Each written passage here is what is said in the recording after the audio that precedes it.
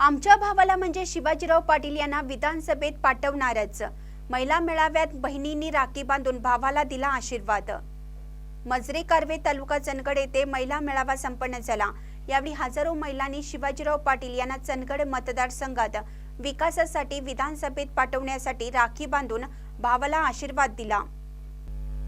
यावेळी बोलताना शिवाजीराव पाटील म्हणाले, कोणतीही सत्ता नसताना 85 कोटीचा विकास निधी आणलाय।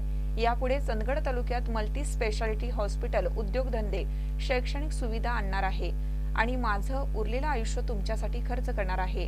अहोरात्र झटणाऱ्या भावाला आशीर्वाद द्या, त्या संधीचं सोनं केल्याशिवाय राहणार नाही, अशी ग्वाही भाजपा चंदगड विधानसभा निवडणूक प्रमुख शिवाजीराव पाटील यांनी मजरे कारवे येथे रक्षाबंधन कार्यक्रमात दिली।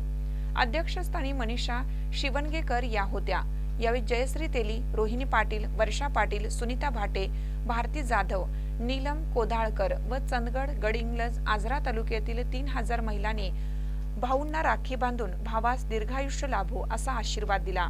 महानकर न्यूजसाठी प्रकाश जैनापुरे, चंदगड।